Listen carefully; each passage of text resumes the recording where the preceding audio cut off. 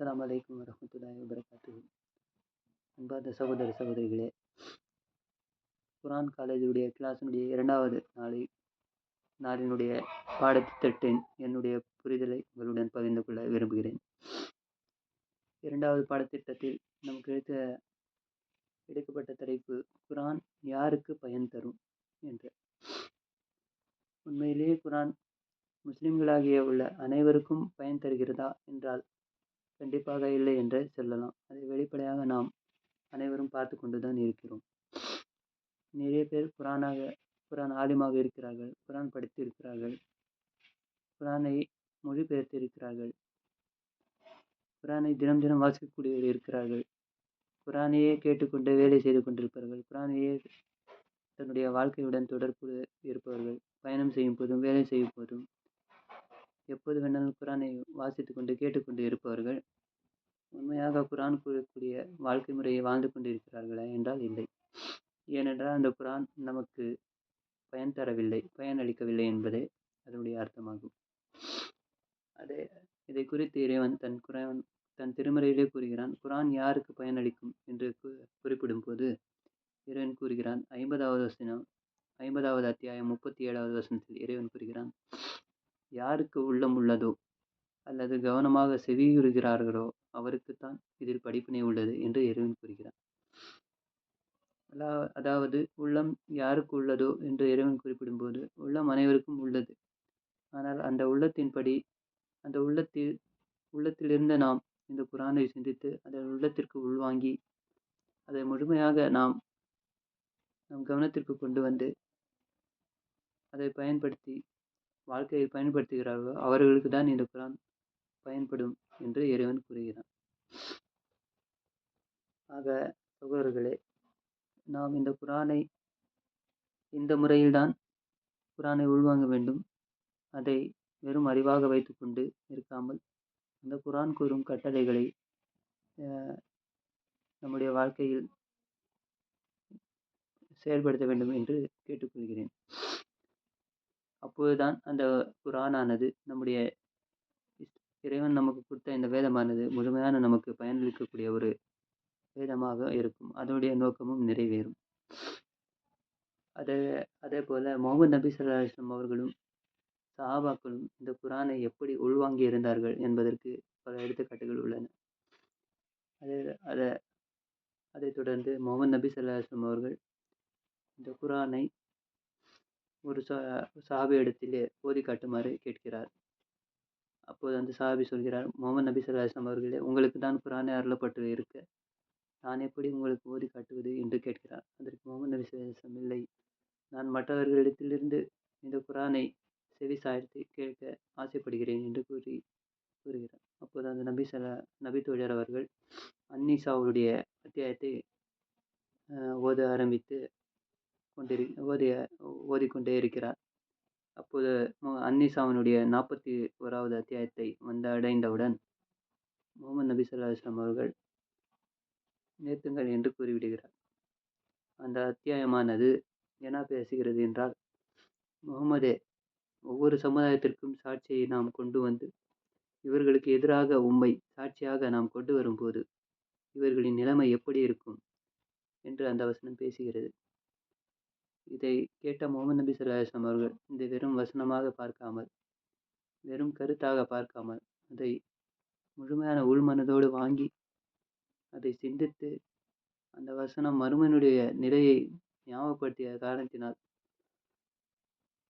தன்னை பற்றி மட்டும் நினைக்காமல் முஹம்மது நபி ஸல்லல்லாஹு அலைஹி வஸல்லம் நம் சமுதாயம் அனைவருடையும் எப்படி மறுமை நாளில் என்ன நிலைக்கு ஆளாகுமோ என்று கவலை கொண்டு கண்ணீர் சிந்தி அதை நிறுத்துங்கள் என்று கூறிவிட்டு அந்த நபித்தோழர் முஹம்மது நபி ஸல்லல்லாஹு அலைஹி வஸல்லம் அவர்கள் பார்க்கும்போது அவர்களுடைய கண்களிலிருந்து கண்ணீர் சொரிந்து கொண்டிருப்பதை அறிவிக்கிறார். ஆக முஹம்மது நபி ஸல்லல்லாஹு அலைஹி வஸல்லம் அவர்கள் எப்படி இந்த குர்ஆனை உள்வாங்கி இருக்கிறார்கள் என்று சிந்தித்து பார்க்க வேண்டும். அதை வெறும் அவர்கள் ஒரு வசனமாக எடுத்துக்கொள்ளாமல் அதனுடைய கருத்தை உள்வாங்கி அதனுடைய முழுமையான அர்த்தத்தை அவர்கள் விளங்கி மறுமை நாளுடைய இந்த நிகழ்வை கண்டு அவர்கள் அழுகிறார்கள் என்றால் அந்த குர்ஆன் அவர்களுடைய உள்ளத்தில் எப்படிப்பட்ட தாக்கத்தை ஏற்படுத்தியிருக்கிறது என்பதை நாம் சிந்திக்க வேண்டும். இதே போல் இன்னொரு உதாரணத்தையும் நாம் கூறலாம். முகமது நபி ஸல்லல்லாஹு அலைஹி வஸல்லம் அவர்கள் மரணத்திற்கு மரண தருவாயில் மிக அருகாமையில் இருந்த நேரத்தில் முகமது நபி ஸல்லல்லாஹு அலைஹி வஸல்லம் அவர்கள் அபூபக்கர் ரலியல்லாஹு அன்ஹு அவர்களை தொழுகை நடத்துமாறு கட்டளையிட்டார். அப்போது பிலால் ரலியல்லாஹு அன்ஹு அவர்களுக்கு அபூபக்கர் சித்திக் அவர்களை தொழுகைக்குமாறு அறிவுறுத்தினார். அப்போது பிலால் ரலியல்லாஹு அன்ஹு அவர்கள் சொன்ன செய்தியை நாம் கவனிக்க வேண்டும். முகமது நபி அவர்களே, அபூபக்கர் சித்திக் ரலியல்லாஹு அன்ஹு அவர்கள் மிக இளகிய மனம் படைத்தவர். அவர் குர்ஆனை தொழுகையில் ஆரம்பித்தவுடனே சாறை சாறையாக அழுது கொண்டே இருப்பார் என்று முகமது நபி ஸல்லல்லாஹு அலைஹி வஸல்லம் அவர்களுக்கு 2-3 முறை ஞாபகப்படுத்துகிறார். அப்போது முகமது நபி ஸல்லல்லாஹு அலைஹி வஸல்லம் இருந்தும் அபூபக்கர் அவர்களை தொழ வைக்குமாறு மீண்டும் ஏவுகிறார்.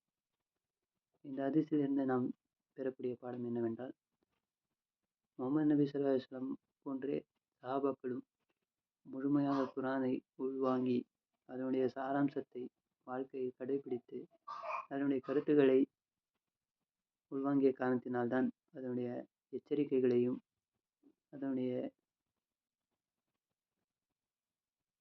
அறிவையும் அவர்கள் பெறும்போது அவர்களே அறியாமல் கண்ணீர் விட்டு கதறி அழுத சம்பவங்கள் ஹதீஸிலே பதிவு செய்யப்பட்டுள்ளது. அதேபோல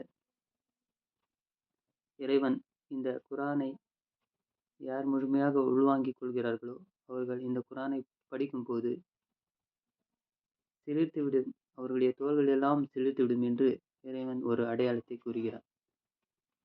அது தொடர்பாக வரும் வசனம் அல் குர்ஆனிலே 39வது அத்தியாயம் 23வது வசனத்திலே இறைவன் குறிப்பிடுகிறான்.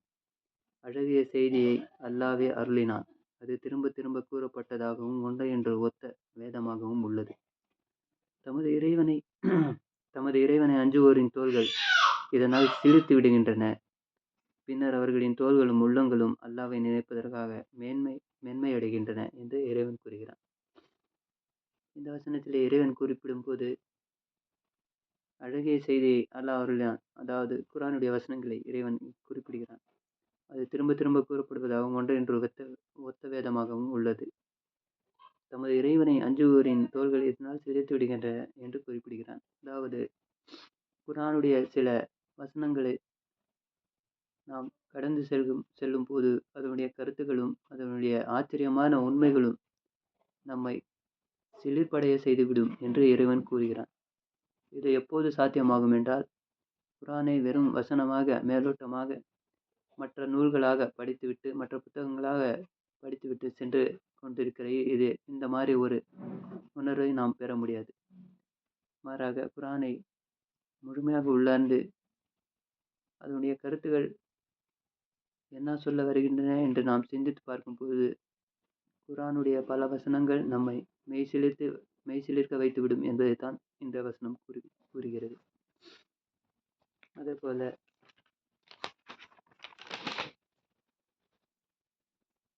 இப்படி குர்ஆனை உள்வாங்கி நாம் கவனிக்கும் பொழுது சில வசனங்கள் நம்மை முகம் குப்புற கீழே விழுந்து, அதாவது சஜ்தாவில் விழுந்து நம்மை அழ வைத்துவிடும் என்றும் குர்ஆன் குறிப்பிடுகின்றது.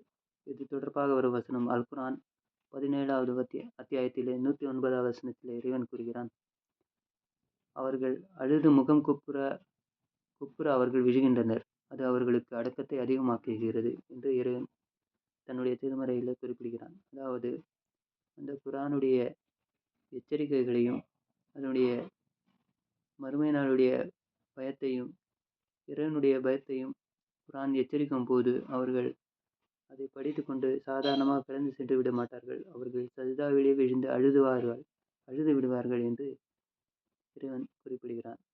ஆக சகோதரர்களே, இப்படி இந்த விஷயங்களை எல்லாம் கேள்விப்பட்ட நாம் இதை வெறும் ஒரு கிளாஸாக ஒரு அறிவு பெறக்கூடிய ஒரு இடமாக மட்டும் இருந்து கடந்து சென்று விடாமல் இதை முழுக்க நம்முடைய வாழ்க்கையில் அமல்படுத்தக்கூடியவர்களாக, செயல்படுத்தக்கூடியவர்களாக, பிராக்டிக்கலாக நடைமுறைப்படுத்தக்கூடியவர்களாக நம்முடைய வாழ்க்கை இருக்க வேண்டும். நம்முடைய முழுமையான வாழ்க்கை ஒவ்வொரு அங்கத்திலும் பிரதிபலிக்கக்கூடிய ஒரு வகையில் நம்முடைய வாழ்க்கையை அமைத்துக் கொள்ள வேண்டும். இன்ஷா அல்லாஹ் அல்லாஹ் நமக்கு அனைவருக்கும் அதற்குரிய அருளை புரிவானாக என்று கேட்டுக்கொள் இறைவனிடம் பிரார்த்திக்கிறேன். மேலும் முகமது நபி ஸல்லல்லாஹு அலைஹி வஸல்லம் அவர்கள் ஒரு பிரார்த்தனையை கூறியிருக்கிறார்கள். என் இறைவா, பயனற்ற கல்வியை விட்டும் உன்னிடம் பாதுகாப்பு தேடுகிறேன் என்று. எந்த ஒரு கல்வியை நாம் வெறும் இன்ஃபர்மேஷனாக வைத்துக்கொண்டு இருப்பதனால் எந்த பயனும் இல்லை என்பதை நாம் தெரிந்து கொண்டோம். ஆகவே இந்த துவாவை அதிகம் அதிகம் நாம் கேட்டு மற்றவர்களுக்கும் எடுத்துரைப்பவராக நமக்கு இருக்க வேண்டும். என் இறைவா, பயனற்ற கல்வியை விட்டும் உன்னிடம் பாதுகாப்பு தேடுகிறேன். ஆக நாம் பெறக்கூடிய கல்வி அனைத்தும் நமக்கு பயன் தரக்கூடியதாக, அது எப்பொழுது பயன் தரும் என்றால் வாழ்க்கையில் நாம் செயல்படுத்தும் போது தான் பயன் தரும் என்பதை நாம் தெளிவாக தெரிந்து கொண்டோம்.